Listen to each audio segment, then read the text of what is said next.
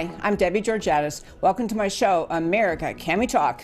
Today, we're going to talk about the State of the Union and America, Pelosi, the suffragettes, and what women really want, Rush Limbaugh at the State of the Union, Van Jones rings the Democrat alarm bell big time, and the Democrats' rolling Iowa disaster.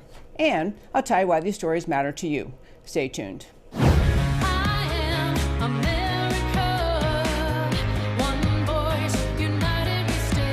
Debbie Georgatos, host of America Can We Talk, is an author, attorney, and political analyst whose mission is to inspire the American political conversation about preserving liberty in the best country on earth. And welcome again to America Can We Talk and to today's First Five. I'm Debbie Georgatos. Going to guess most listeners to this show watched the State of the Union last night. I will tell you, we did also at our home. We had a friend stop by who's in from out of town, and he said, I'm come by around 7. And I was thinking, even when he got there, don't think you're staying, into the State of the Union or understand, we're going to turn the TV on, buddy. But anyway, we did watch the whole State of the Union. And I wanted to talk about, in the First Five today, just the simple question, why? What is it that causes people to choose a president of the United States? What is it you want the president to do? What does the presidency stand for America's voters? Because if you listen to the State of the Union last night, you saw first of all, very enthusiastic response and support for the president from the Republican elected members of Congress. You saw the Democrats largely not standing, not clapping, not cheering, not joining in they certainly didn't join the 4 more years, but you saw stoic rejection of this president.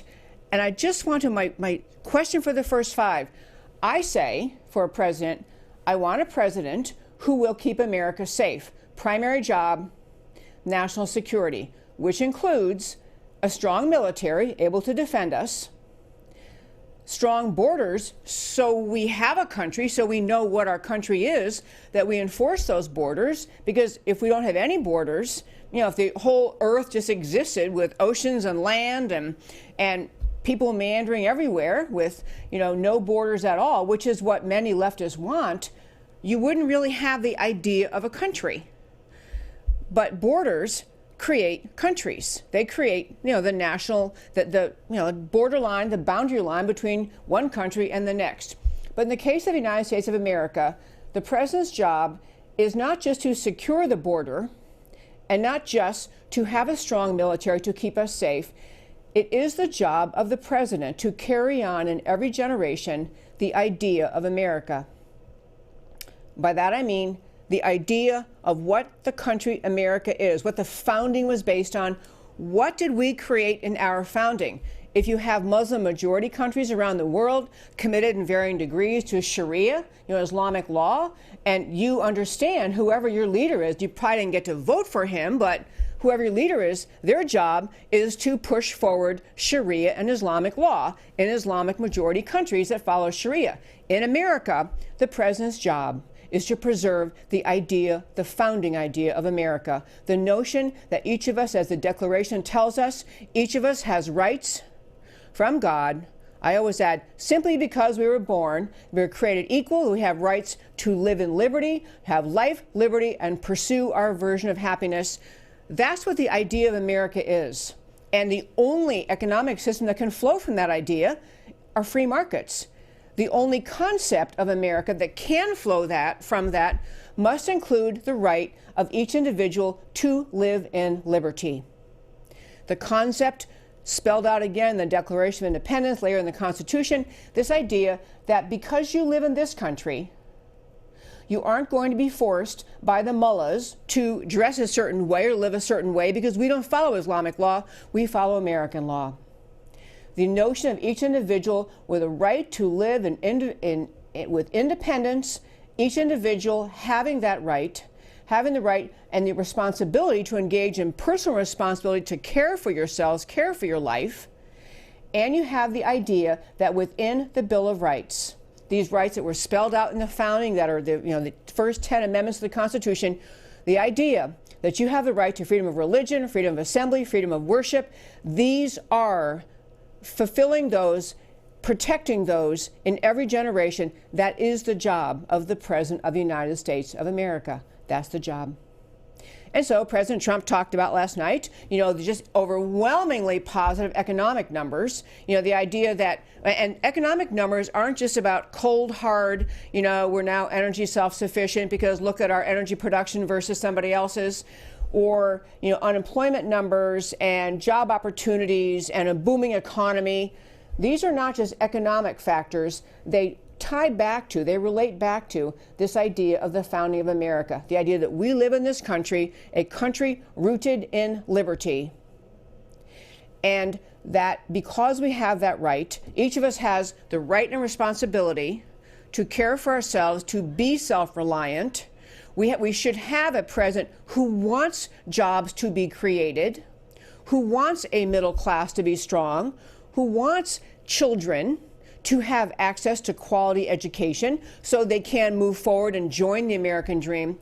Every one of the big picture items or ideas that created America were included in that State of the Union last night. Every one of them. The ideas of the individuals having the right and responsibility and freedom and opportunity to be self-reliant, to find a job that provides them with an income so they can care for their family, so they can put food on the table for their children.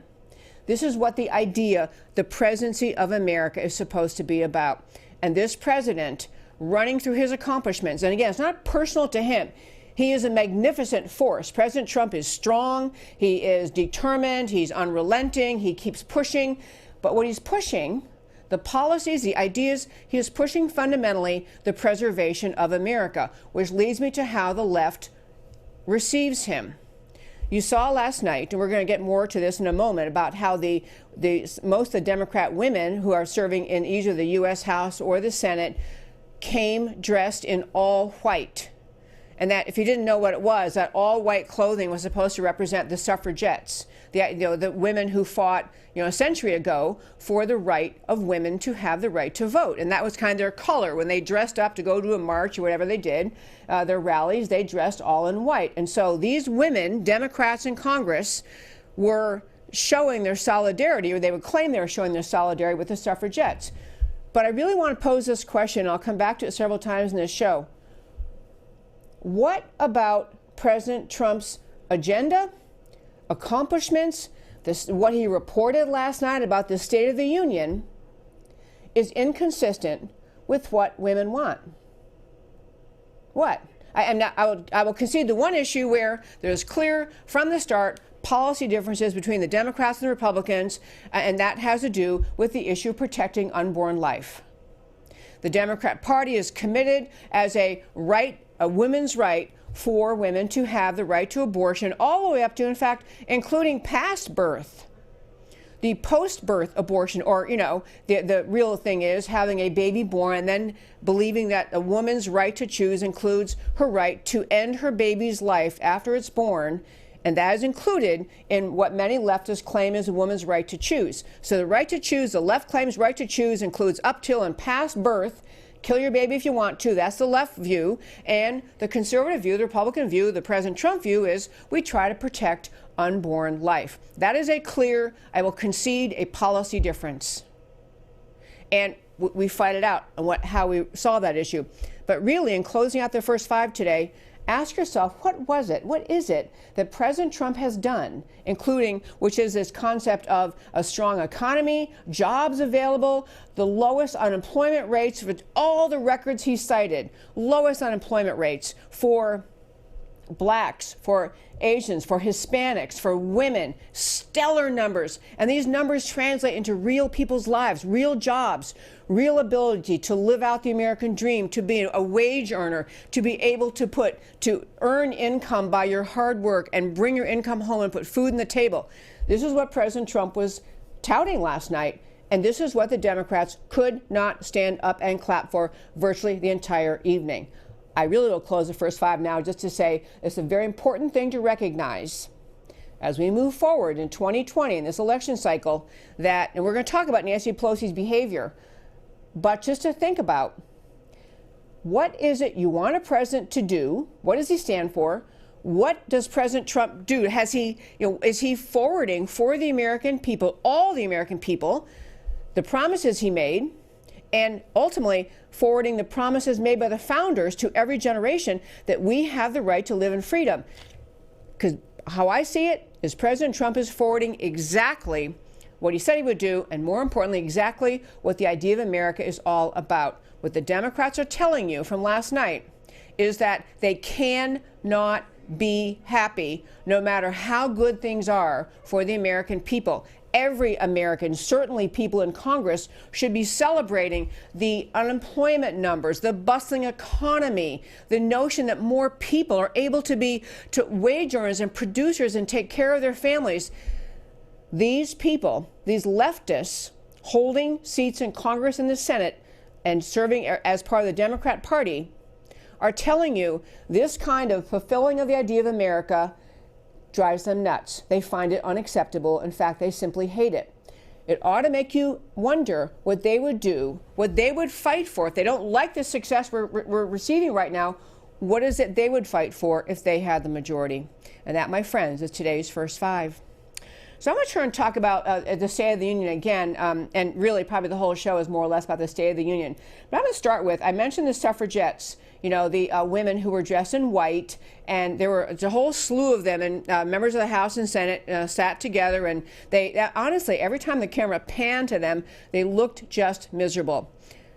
And I really want you to think, if you're a woman voter, and conceding, abortion is an issue where there's clear, undeniable difference between what the Republicans and the Democrats think and the policies they pursue, for sure.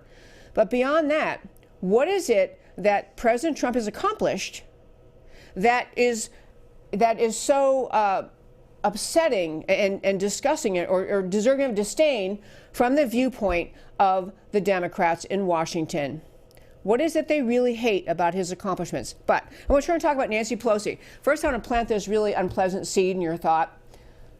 You do realize, of course, that according to our Constitution, Nancy Pelosi, as Speaker of the House, is the third person in line of succession to serve as the president of this country. Meaning, if something, and I never want anything bad to happen to anyone, but I mean, if President Trump were gone, if Vice President Pence were gone, the next person who would then automatically, under our Constitution, become president is the Speaker of the House, Nancy Pelosi. Turning to her, I have a bunch of clips I want to play for you just to talk about who she is and what she's all about. So, beginning of the evening, State of the Union, President Trump comes in, and the very first thing that people were noticing, and I'm going to play the clip have Matt, the wonderful producer, and he really is a wonderful producer, Matt the wonderful, play this first clip, just clip one. This is Nancy Pelosi at the podium, and President Trump has arrived. He's about to give the State of the Union, and he's turning around to hand the script of his State of the Union to Vice President Pence and to Speaker Pelosi. Here she is.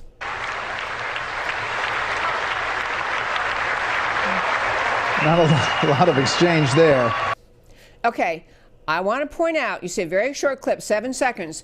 First thing is, when President Trump handed the text of his speech to Vice President Pence, there was no handshake.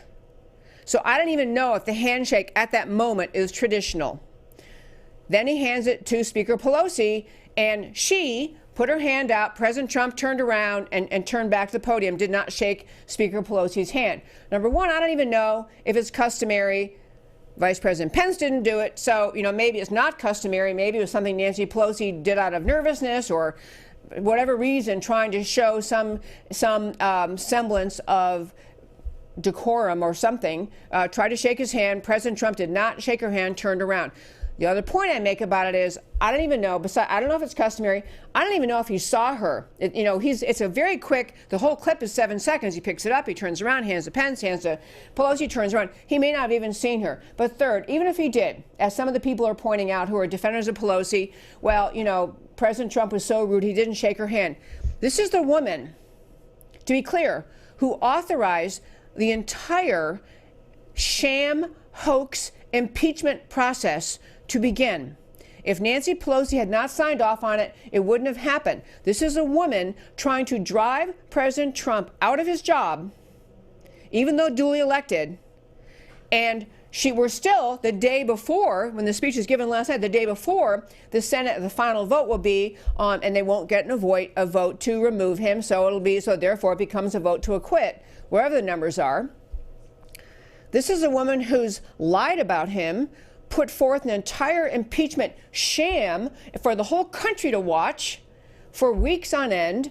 And then, I could see President Trump thinking, you're trying to drive me out of my office. You're lying about me.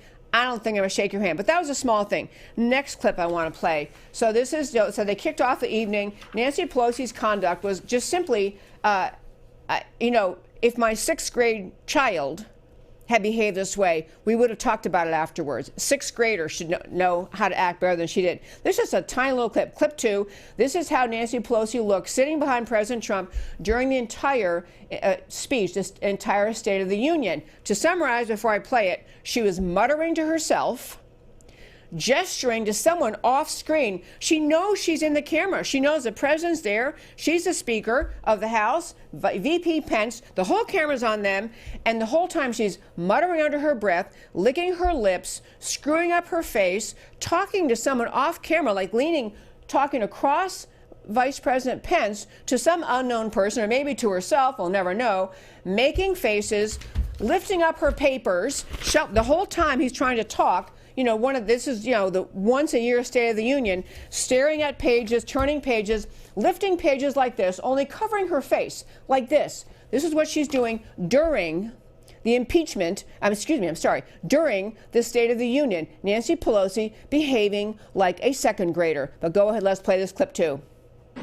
Socialism destroys nations, but always remember freedom unifies the soul.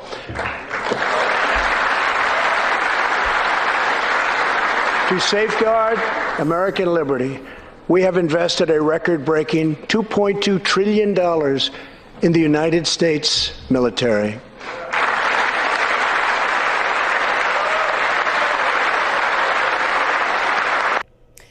That wasn't the most ideal clip, but there were many of them. But, she repeated a line that President Trump had just said in the State of the Union. She repeated, and freedom, I can't remember what the line was, the freedom does something good for the soul. But her point is, you see her mouthing the words, looking around. Most of the time that the president was delivering the State of the Union, she's staring at papers, fussing with them. Just acting like, signaling, I'm not listening to a word you're saying. You deserve no respect. I will not listen to you. Afterwards, by the way, one of her, I think it was her chief of staff, but somebody on her behalf was answering questions from the media, and the media guy was saying, don't you think that was a little over the top? I mean, how she behaved and was recounting all this stuff. Her staff said, hey, we think given, all that President Trump has done, she behaved in a very classy manner. And there's not even a hint of an apology coming from her for behaving the way she did during the State of the Union. The next thing I want to hit, I want to not...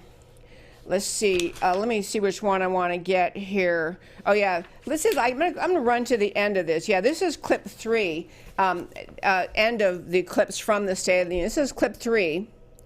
And this is of Nancy Pelosi, what she did at the end of the State of the Union, which is it's clip 3, what she did at the very end of the State of the Union. Here she is, how she conducted herself. You got to watch what she's doing.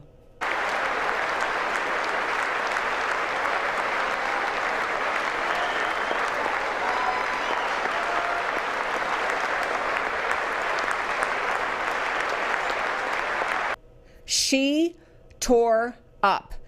The Speaker of the House on national television, very prominently, intentionally standing up, tore up the State of the Union speech. And I got to tell you, folks, that State of the Union speech, back to my first 5, this was a president resonating with the American people, resonating with what he had to say, resonating with the people who are grateful to have jobs, and the stories he had. I mean, the greatest thing in the State of the Union, it seems in recent years, are the individual people's stories that are brought to light on national television during the State of the Union. So, the young man who wants to become a pilot, and his grandfather or great-grandfather, I think it was, had just turned 100, was a Tuskegee Airman. I mean, announcing them, awarding them. They had the little girl who is in 4th grade, whose single mom wants to be able to control her daughter's education, wants to provide her a better public school than the one or commanded by the zip code form of assigning public schools, and not having access to a very limited number of scholarships, where this young girl who's black, she and her mom are black, that little family found out on national television during the State of the Union that President Trump had arranged for this young girl, fourth grader, to get an opportunity scholarship, which means the idea that the mom, the parent, can choose their child's education rather than the teacher union zip code dictated public school system, where this mom was very disappointed, upset, could not get her daughter into a better school. So you had the little girl awarded, you had the Tuskegee Airmen, you had the family where they brought the dad in and surprised the family. The mom had brought her two young children. They surprised her with the dad who's come home from military service abroad. I mean, story after story. And one of the most touching stories they had was a man in the audience who had served a fair amount of time in prison. A black man, an older man, had served time in prison, become addicted to some sort of drug, had a drug problem, became addicted, and the reason he was at the State of the Union and singled out by President Trump was because this was a man who had benefited from the criminal justice reform bill that President Trump signed and that he spearheaded, getting it through Congress.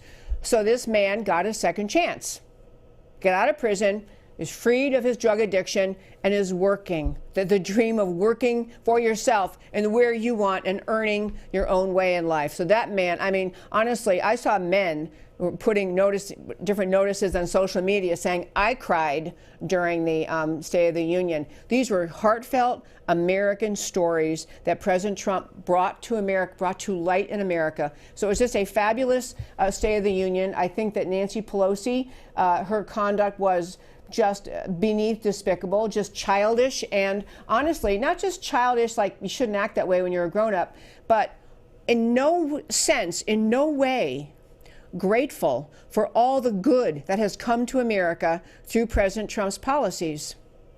Not at all. Not grateful, not, I mean, I guess she did clap. She clapped at a few things, very, very few things. For most of the different stories, these amazing life stories, most of them she sat there stoic, as did the women in white, you know, the Suffragette brigade, which, by the way, does not represent women. It represents left-wing views. Those people, women dressed in white, sitting there listening to the State of the Union, they do not speak for women. They do not represent women. They speak and stand for radical leftism. They could not cheer on all the good in America. It should make you wonder, make you ask yourself, what is it? What is the America they would want? What would they want that's not happening right now? I say, leaving abortion aside, because that's another issue we just aren't going to agree in the discussion today about the State of the Union. But, okay, next thing I want to do is turn to, so Rush Limbaugh was at the State of the Union. I want to turn and do a segment just about this Rush Limbaugh thing. So first I'll tell you, I mentioned yesterday, literally on the way to coming to the show, learned that Rush Limbaugh had announced on his show yesterday that he has a very serious, very bad diagnosis of lung cancer, of advanced stage lung cancer. And so he was invited to the State of the Union, and he was there last night. And there was a segment, I guess I want to first play this segment. This is clip 4. They're very wonderful, Matt, the producer. Clip 4, this is Rush Limbaugh at the State of the Union, and then we'll talk about it.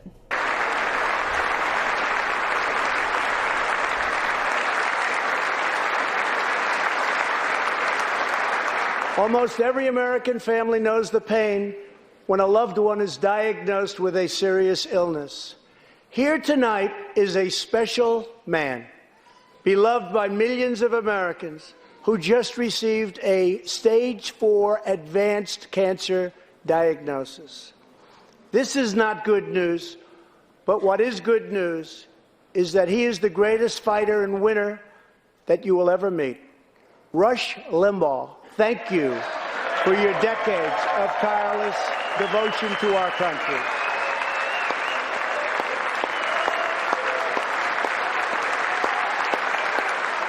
In recognition of all that you have done for our nation, the millions of people a day that you speak to and that you inspire, and all of the incredible work that you have done for charity, I am proud to announce tonight that you will be receiving our country's highest civilian honor, the Presidential Medal of Freedom. I will now ask the First Lady of the United States to present you with the honor, please.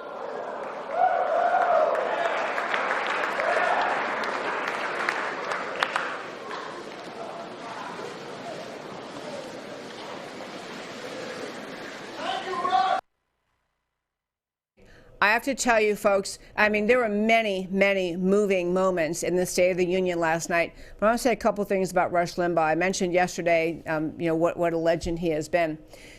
For many Americans who were not particularly politically active, who may have thought they weren't really smart enough or informed enough or didn't really have a proper role or a right to be participating in politics, in the American political conversation, Rush Limbaugh legitimized the rise of, it's not just populism or the Tea Party, the rise of the sense of patriotism in this country, starting back, decades ago when he started, with the idea that the individual person can understand, can be involved, should have an opinion. And for many people, because really at the time Rush Limbaugh came along, we really just had the dominant mainstream media, who even back then, they weren't as leftist as they are now, but you had very few sources of news, very few sources of ways to look at things. You'd hear stories, and then you'd have NBC, ABC, and CBS tell you what you should think about those stories.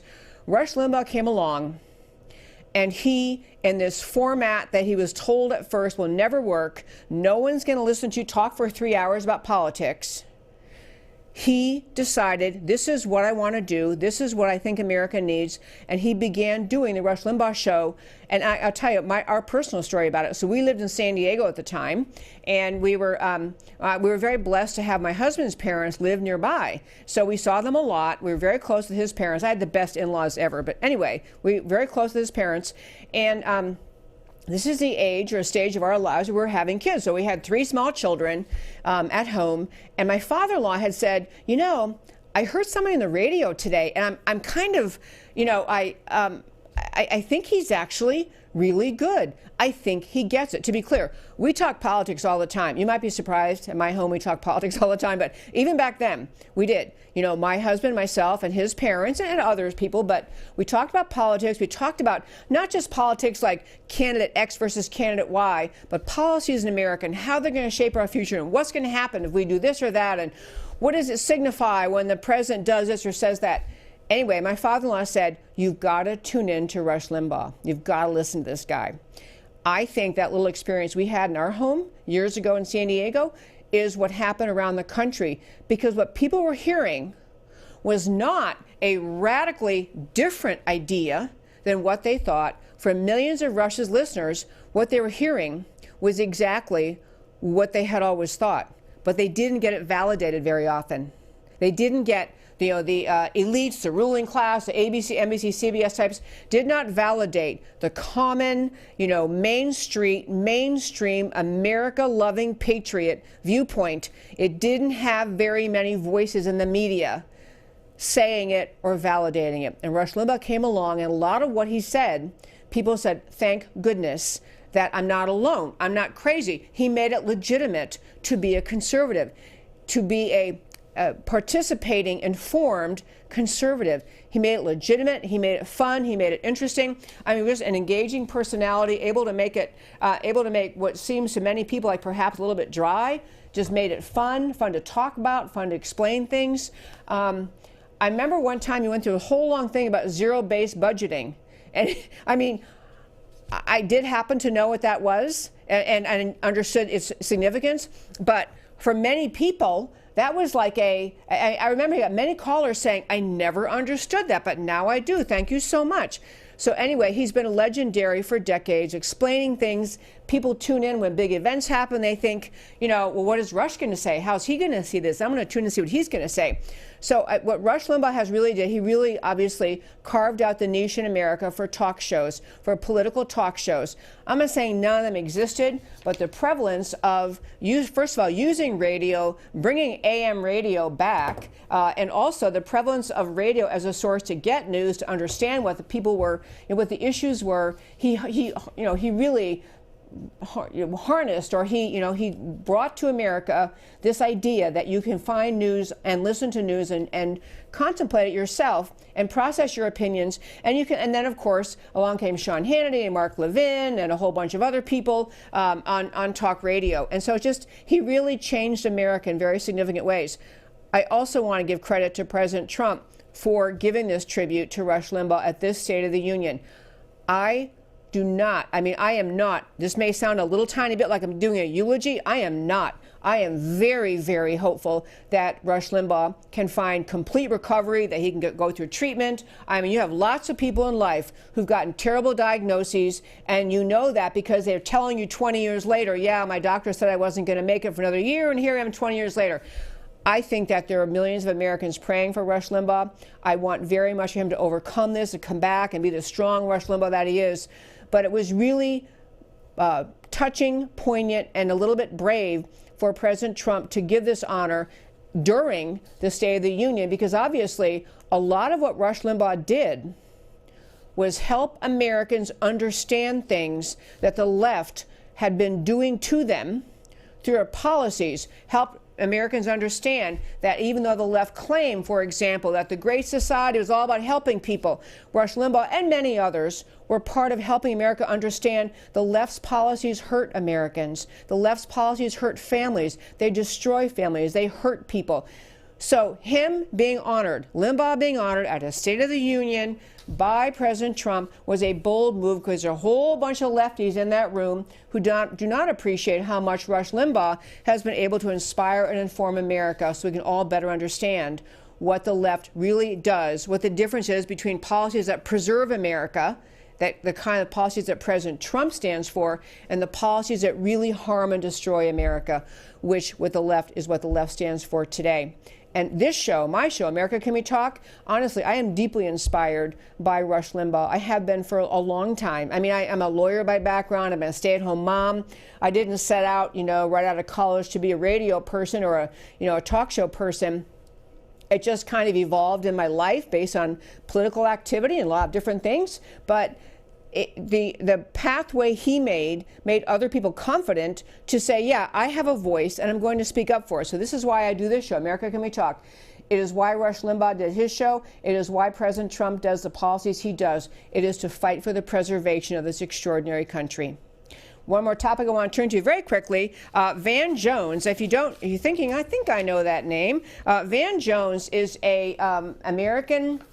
Well, he was a very much politically active. He is now kind of more of a pundit. He's on CNN. He is frequently referred to as a communist. If he's not communist, he's way radically left. But he's a black Democrat commentator on CNN.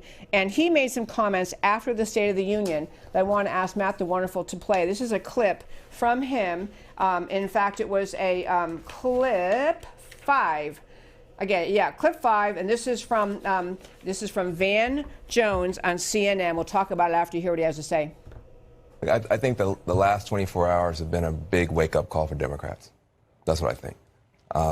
The Iowa caucus was a debacle, and this was a very strong speech, and it shows what he thinks he needs to do to win. And I think we have to be very clinical about this. I think you're exactly right.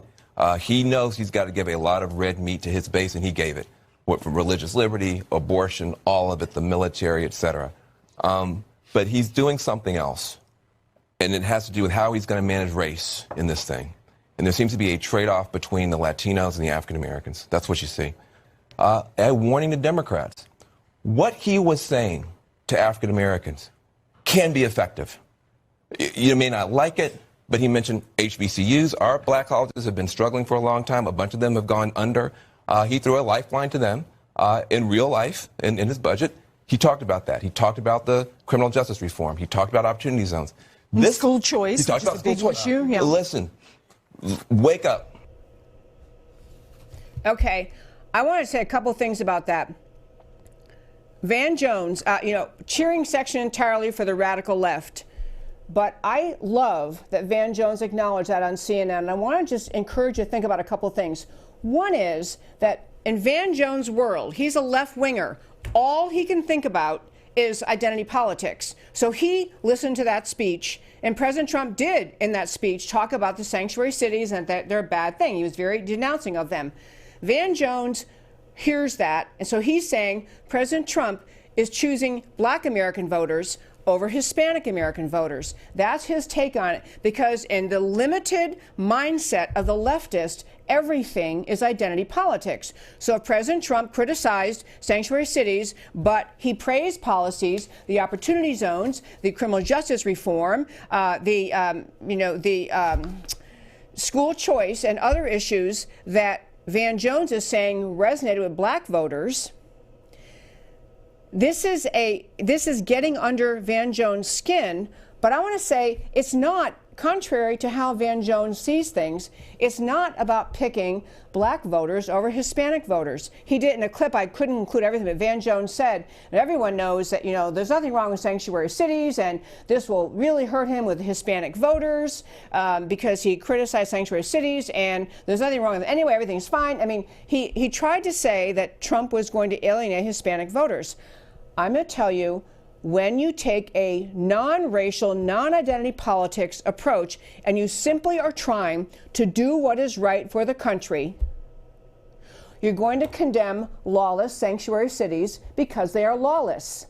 Their lawlessness hurts everyone. The crimes committed by people who stay in our country illegally because they're protected by Democrats in various sanctuary places hurt everyone. President Trump isn't choosing Blacks over Hispanics. He's choosing law and order for everyone. He's also choosing school choice, something that many Black parents want, something that the Democrat Party in Washington cannot support because the teachers' unions have a death grip hold on the finances of the Democrat Party. And the teachers' unions hate school choice. They don't care. The teachers' unions are not dedicated to the quality of education for the children. They're dedicated to their own political power. They won't go with school choice, even though study after study shows children thrive in areas where we have put school choice in place. And really, school choice is parental choice. It's putting power back in the hands of the parents instead of the legislature to mandate where their kid goes to school. It is not President Trump choosing one ethnicity over another. He's choosing law and order, the idea of America. We don't have areas, we don't follow laws, and he's choosing to be, as he talked about in various ways in his speech, he's talking about we have an obligation as a country to make America, to provide the most opportunity we can for most Americans to join the American dream. So therefore, we have to have policies that bring jobs back to America. We have to have policies that enable the creation of businesses. We have to have policies that enable young children to get free of their zip code mandated schools that aren't doing a good job educating those children. This is President Trump. He's not choosing race over race. He's choosing to try to make the American dream possible and available to more Americans. A very presidential thing indeed. Even the criminal justice reform, which is really bothering the leftists because they think they are just, the idea has been talked about for decades and President Obama would never do it. But those stories, those faces, the commercials you've seen of real Americans who may have been in prison longer than they should have been for crimes that maybe they weren't really a danger to society. Maybe the main problem was to get rid of, to be cured of the addiction that got them into the criminal life. All sorts of ways to try to find a path to get more people on the American dream. This is driving the left nuts. And Van Jones is completely wrong when he tries to say that what Trump was doing was choosing Black voters over Hispanic voters. He's trying to make the American dream available for everyone in this precious country. And last point, and the Democrats, I got like 1 minute just to say, it is a flaming, rolling disaster for the Democrats. Number one, the Iowa caucus. Number one, this app we talked about yesterday that they were trying to use, it turned out now only 1/4 of the precincts were even able to download the app to get it on their phone to use, which was both to be used to count votes and to send in the vote count to the Democrat Party. So they had this app created by Hillary supporters. Only 1/4 of the precincts could get the app even downloaded because they didn't go through the normal process to get this app approved. So to get it on your phone, you had to do some complex thing. Plenty of precinct chairs saying, hey, I don't even know how to get this. I can't even get it. We're 48 hours or almost 48 hours past the Iowa caucus, which should have been the lead headlines of Tuesday. We still don't know, but the second and probably most important disaster for the Democrats is that you have Biden, the surefire, don't worry, he's our guy, he's got it for us, everything's gonna be okay. We have Biden, who the Democrats are promising would be, the reliable candidate. Don't worry about all these crazy leftists. Don't worry about Bernie Sanders, Elizabeth Warren. They're not going to be present. Biden, he's mainstream America. Don't worry about him. He came in fourth, a distant fourth. He doesn't get any delegates out of Iowa. You had Buttigieg coming in first, and so he was very close with Bernie Sanders. Buttigieg got more delegates, but Sanders got more votes. Figure that out. So the two of them were ahead of Joe Biden. So now the Democrats are trying to figure out what to do about Joe Biden, whose campaign appears to be in trouble, money drying up already reports of donors pulling back from him. And the Democrats are in a world of hurt about what they're going to do if they can't get a Democrat currently on the ballot, currently running into the clear front runner slot. They don't want to be Bernie Sanders. They know America is not going to elect him. And so they're trying to steer away from Sanders. Can't figure out what to do. I'll tell you two last points before I get to my why it matters too. Number one is that there are still people talking about that the entire reason Bloomberg is even in this race, he wasn't even on the ballot in Iowa, is that he's trying to essentially buy control of the Democrat Party. And when they get to the convention and their party is still a big fat mess and they can't get a delegate, they can't get a candidate on the first ballot, he wants to come in and essentially buy or force his way in to put Hillary Clinton and just have her be the savior of the party. Believe me, there's a lot of talk about this behind the scenes of Democrats. Number two is that Michael Moore, the insane filmmaker, allegedly documentary filmmaker, is coming out and saying, look, the only one who can save the Democrats against Trump, the only one who can beat Trump is Michelle Obama. And he's saying he wants a national movement to get people on the left to push Michelle Obama, who has said she doesn't want to run, she doesn't want to be president, no thank you. And maybe she even means it, but there's going to be more and more pressure on her to come forward and decide she would take it if she were handed that opportunity at the Democrat convention. And all I want to say to you is this. I agree she'd be more formidable than Hillary Clinton. But I will say this, do not buy into all this panic. People on the right are saying that if Michelle Obama gets in, that's over, we're toast, Trump's going to lose. Michelle Obama, if she gets in, will have exactly the same policies as Barack Obama had. Policies which did not do well for the American people. All of this great economic news we have, all of this contentment. In fact, last thing I'll tell you before I get to my why it matters, there was a huge poll done by, I think Pew. No, it was done by Gallup. Okay, so this is not the Rasmussen everyone always dismisses and says, oh, it's Rasmussen, he's a conservative. This is Gallup. 84% of Americans are satisfied or very satisfied with their life. Big numbers, over half on all sorts of big issues. 66% are happy with the nation's economy, up 22 points since 2017 started, since President Trump came into office. Poll after poll after poll. And I'm going to give you this, by the way, on my website, americacanwetalk.org. You can go there and read the links I'm talking about today. I don't have them posted yet. I'll get home and do that.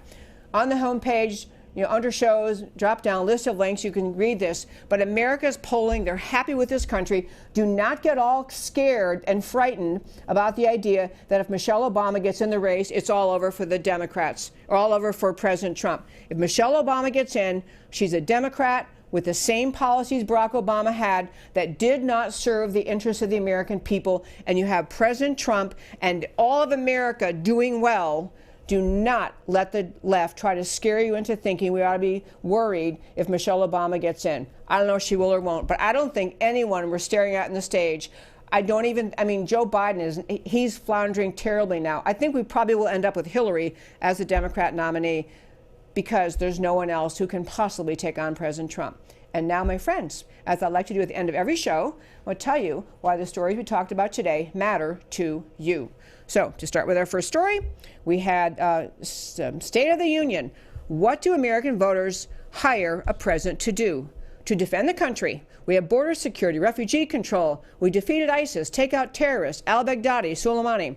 To strengthen the economy, using the American ideal of free markets and entrepreneurship, tax cuts, deregulation, fair trade deals, record employment for all Americans, energy independence, reduction in dependence on government. He talked about that last night about we have reduction in food stamps. So we have tackle chronic problems with viable solutions, which is the other thing you want a president to do. Criminal justice reform, the VA, veterans reform, health cost transparency, reducing drug prices, school choice for all. People, President Trump has done the job, and the American people know it. On Pelosi and the suffragettes, what women want. Pelosi and the white-clad suffragettes, they won't stand and applaud for the lowest unemployment rate for women in 50 years. They won't stand and applaud for the lowest unemployment rate for minorities, or for a young black girl receiving a scholarship for school choice, or for enhanced research for prenatal medical advances. These people do not speak or clap for what American women want. They are simply leftists who stand only for leftist takeover of America.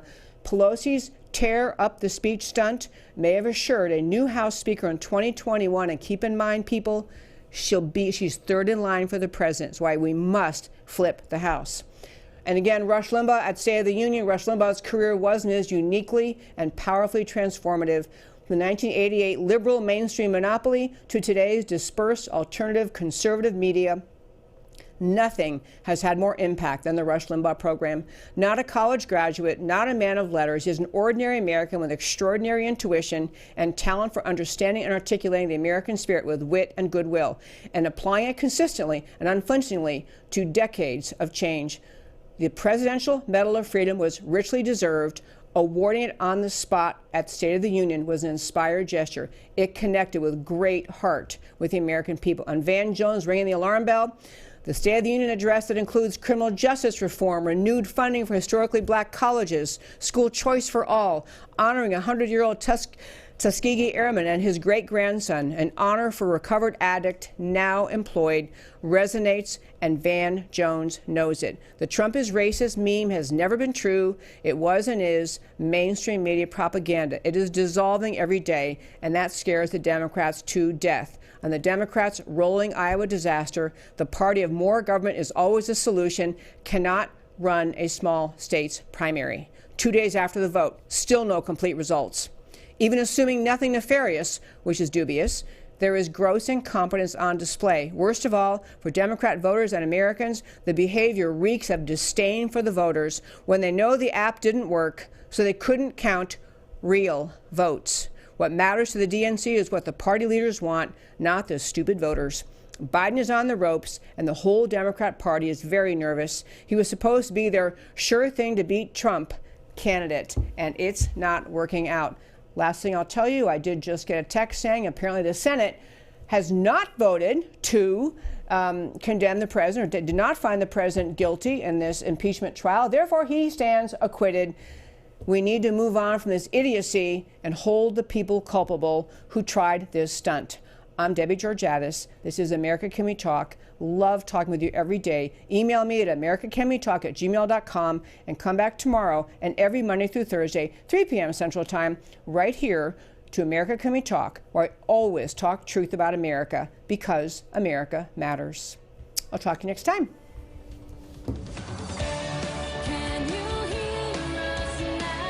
America Can We Talk?